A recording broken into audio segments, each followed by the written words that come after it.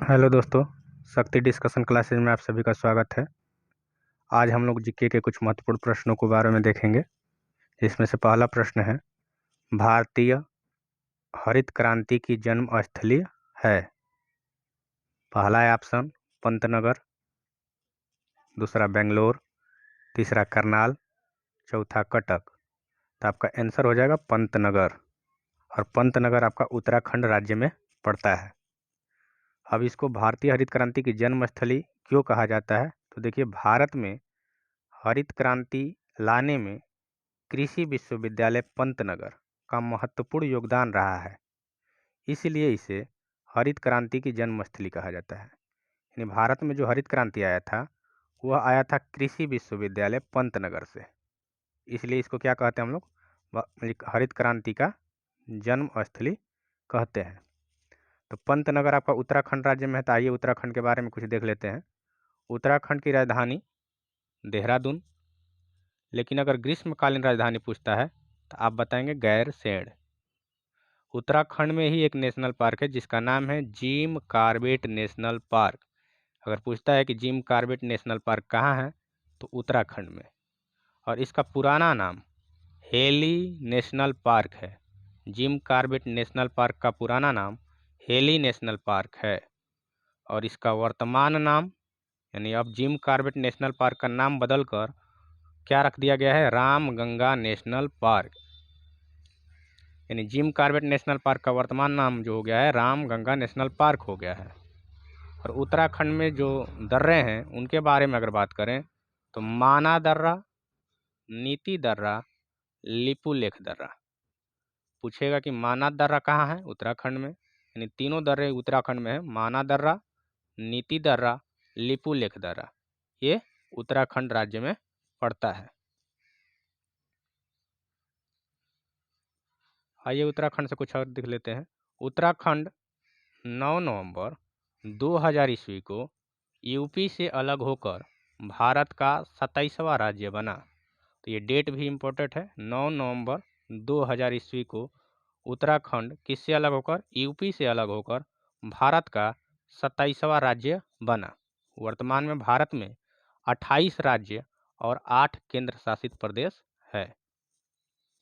विश्व में हरित क्रांति का जनक किसे माना जाता है? तो नॉर्मन बोरलॉग 1960 ईस्वी में आया था, और नॉर्मन बोरलॉग को 1970 ईस्वी में शांति का नोबेल पुरस्कार मिला हुआ था।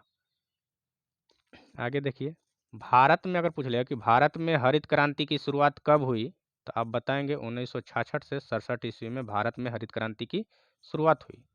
अगर क्वेश्चन यह पूछ ले कि भारत में हरित क्रांति की जब शुरुआत हुई उस समय प्रधानमंत्री कौन थी, तो आपका इंदिरा गांधी। और भारत में हरित क्रांति का जनक किसे माना जाता है? तो भारत में हरित क्रांति का जो जनक माना जाता है वह माना जाता है MS स्वामीनाथन को माना जाता है। और भारत में सर्वाधिक प्रभाव जो हरित क्रांति आया था, तो भारत में जो सर्वाधिक प्रभाव पड़ा था हरित क्रांति का, वह किन दो फसलों पर पड़ा हुआ था? तो गेहूं और चावल पर। तो भारत में जो हरित क्रांति आया था तो उस पे सबसे ज़्यादा प्रभाव पड़ा था गेहूं और चावल पर, और उसके जनक माने जाते हैं MS स्वामीनाथन। देखिए, आपका हम लोग का सेकेंड ऑप्शन जो था बेंगलुरु हुआ था। तो बेंगलुरु से आप याद रखेंगे कि इलेक्ट्रॉनिक सिटी किसे कहा जाता है? तो बेंगलुरु को कहा जाता है। बगीचों का शहर किसे कहते हैं? तो बेंगलुरु को। इसरो का हेडक्वार्टर यानी इसरो का मुख्यालय कहाँ है? तो बेंगलुरु में है। इसरो, इसकी स्थापना 15 अगस्त 1969 ईस्वी को हुआ था, और इसका मुख्यालय बेंगलुरु में है। और इस समय इसके वर्तमान जो हेड है यानी अध्यक्ष है वह है S सोमनाथ। अगला ऑप्शन था आपका करनाल यानी हरियाणा। करनाल हरियाणा में है, और यहाँ से आप याद रखिएगा कि राष्ट्रीय डेयरी अनुसंधान केंद्र कहाँ है? तो राष्ट्रीय डेयरी अनुसंधान केंद्र है आपका करनाल में। और राष्ट्रीय डेयरी आयोग की स्थापना कब हुआ था? तो राष्ट्रीय डेयरी आयोग का स्थापना आपका 1970 ईस्वी में हुआ था। राष्ट्रीय डेयरी आयोग का स्थापना 1970 ईस्वी में हुआ था। आगे देखिए, आगे आपका ऑप्शन था कटक। कटक जो कि उड़ीसा राज्य में पड़ता है। और यहाँ से आप याद रखिएगा कि बाराबाती स्टेडियम कहाँ है। तो बाराबाती स्टेडियम कहाँ है? कटक में है। और राष्ट्रीय चावल अनुसंधान केंद्र कहाँ है? तो भी कटक यानी उड़ीसा में है। लेकिन अगर आपसे पूछ ले कि अंतर्राष्ट्रीय चावल अनुसंधान केंद्र कहाँ है, तो आप बताएंगे फिलीपींस, मनीला में। राष्ट्रीय चावल अनुसंधान केंद्र कटक, उड़ीसा में, लेकिन अंतर्राष्ट्रीय लगा दे यानी अंतर्राष्ट्रीय चावल अनुसंधान केंद्र तो फिलीपींस, मनीला में है। अगला क्वेश्चन देखिए, कह रहा है आवधिक सारणी में यानी आधुनिक आवर्त सारणी में निम्न में से कौन सी धातु सबसे भारी होती है? तो आपको बताना है ऑस्मियम, जिसको ओएस से प्रदर्शित किया जाता है। तो देखिए, जो तत्व होते हैं, तत्वों को 3 भागों में हम लोग पढ़ते हैं, धातु, अधातु और उपधातु। तो तत्वों को 3 भाग में धातु, अधातु और उपधातु। आपसे पूछा हुआ कि सबसे भारी धातु कौन सी है? सबसे भारी धातु, तो आप क्या बताएंगे? ऑस्मियम, जिसका संकेत होता है OS। तो आइए इससे रिलेटेड कुछ क्वेश्चन देख लेते हैं। पूछेगा अगर सबसे भारी धातु कौन सी है, तो ऑस्मियम, जिसको OS से प्रदर्शित करते हैं, और इसका परमाणु क्रमांक 76 होता है। सबसे हल्की धातु, सबसे हल्की धातु लिथियम, जिसका परमाणु क्रमांक 3 होता है। और आपसे पूछ ले कि सबसे सबसे कठोर धातु कौन सा है, तो सबसे कठोर धातु है आपका प्लेटिनम, जिसको PT से प्रदर्शित करते हैं। तो सबसे कठोर धातु प्लेटिनम, जिसका परमाणु क्रमांक 78 होता है। और सबसे कठोर पदार्थ, तो आप बताएंगे हीरा। अब देखिए पदार्थ क्या होता है? पदार्थ वो होता है जिसका कुछ ना कुछ द्रव्यमान हो और कुछ आयतन हो। द्रव्यमान से यहाँ समझेंगे कि जिस वस्तु का कुछ ना कुछ भार हो, और आयतन से आप समझेंगे जिसका कुछ ना कुछ स्थान घेरता हो, यानी वह वस्तु जिसका अपना खुद का कुछ भार हो और वह स्थान घेरता हो, उसे हम लोग क्या बोलेंगे? पदार्थ कहते हैं। और सबसे कठोर पदार्थ कौन सा होता है? हीरा। अगला क्वेश्चन देखिए, कह रहा है न्याय सूत्र किसने लिखा है? तो न्याय सूत्र आपका लिखा है गौतम ने। ऑप्शन ए में दिया है व्यास। तो पूछेगा कि वेदांत सूत्र किसने लिखा है? तो आप बताएंगे व्यास। कपिल, जो कि सांख्य दर्शन के प्रतिपादक थे। अगर पूछेगा कि सांख्य दर्शन के प्रतिपादक कौन थे, तो आप बताएंगे कपिल। चरक संहिता किसने लिखा है? चरक ने।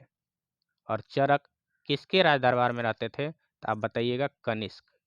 चरक कनिष्क के राज दरबार में रहते थे।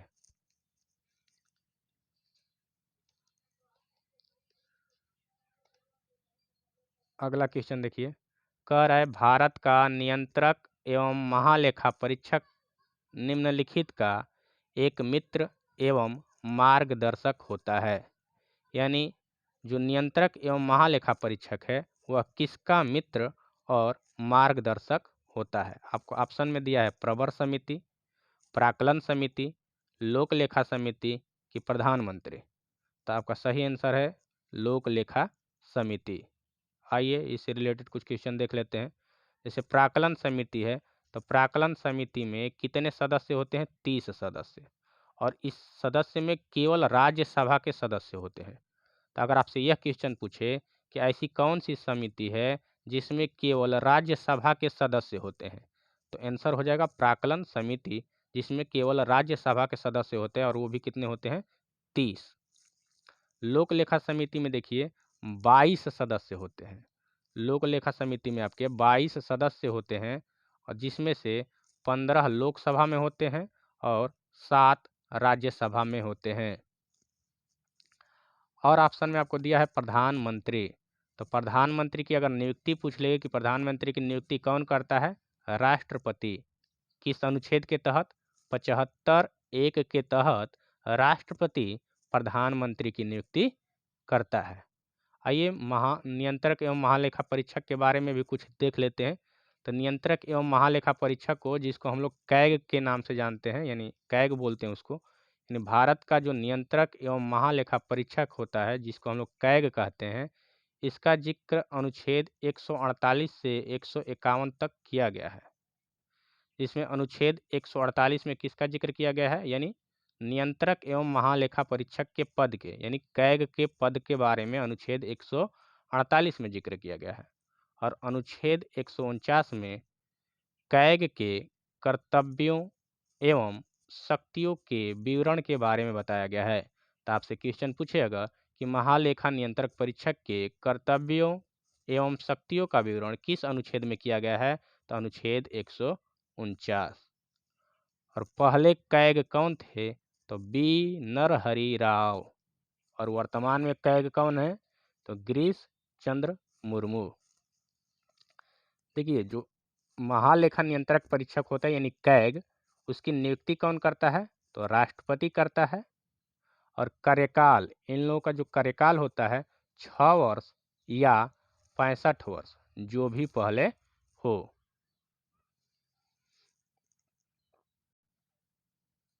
अगला क्वेश्चन देखिए, कह रहा है रजत क्रांति का संबंध है, तो आप बताइएगा अंडा उत्पादन से। ऑप्शन में था तिलहन, अंडा, मछली और दूध, तो कौन सा आंसर हो जाएगा, अंडा उत्पादन से। आइए कुछ क्रांतियों के बारे में देख लेते हैं। कह रहा है मुझे हरित क्रांति, अगर हरित क्रांति का संबंध अगर आपसे पूछ ले कि हरित क्रांति का संबंध किससे है, तो खाद्यान्न उत्पादन से। श्वेत क्रांति का संबंध दुग्ध उत्पादन से। नीली क्रांति का संबंध मत्स्य उत्पादन से। भूरी या ग्रे क्रांति का संबंध किससे है, उर्वरक उत्पादन से। रजत क्रांति का संबंध किससे है, अंडा उत्पादन से। पीली क्रांति का संबंध तिलहन उत्पादन से। कृष्ण क्रांति का संबंध बायोडीजल उत्पादन से है।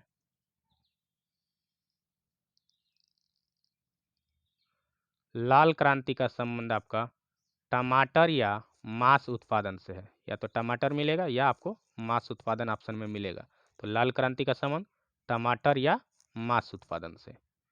गुलाबी क्रांति का संबंध झींगा मछली उत्पादन से है। बादामी क्रांति मसाला उत्पादन से है। सुनहरी क्रांति आपका है फल, शहद या बागवानी उत्पादन से। या तो फल ऑप्शन में मिलेगा, या शहद या बागवानी, अगर तीनों मिलेगा तो ऑप्शन डी में रहेगा ये सभी, तो ये सभी सही हो जाएगा। तो सुनहरी क्रांति का संबंध है आपका फल उत्पादन से, या शहद उत्पादन से, या बागवानी उत्पादन से। अमृत क्रांति का संबंध किससे है, तो नदी जोड़ो परियोजना से है। अमृत क्रांति का संबंध जो है नदी जोड़ो परियोजना से है। फाइबर क्रांति का अगर संबंध पूछता है आपसे कि फाइबर क्रांति का संबंध किससे है, तो आप बताइएगा कपास उत्पादन से। लेकिन स्वर्ण फाइबर क्रांति का संबंध पूछ ले तो जूट उत्पादन से है। खाली फाइबर क्रांति पूछे तो कपास उत्पादन से, लेकिन उसके आगे अगर स्वर्ण लगा दे यानी स्वर्ण फाइबर क्रांति का संबंध किससे होगा, तो जूट उत्पादन से होगा। तो आज के लिए बस इतना ही, मिलते हैं अगले वीडियो में। लेकिन उससे पहले अगर आपको यह वीडियो अच्छा लगा हो तो आप लाइक, शेयर एवं सब्सक्राइब जरूर कर दीजिएगा, और अपने दोस्तों के साथ भी शेयर कर दीजिएगा।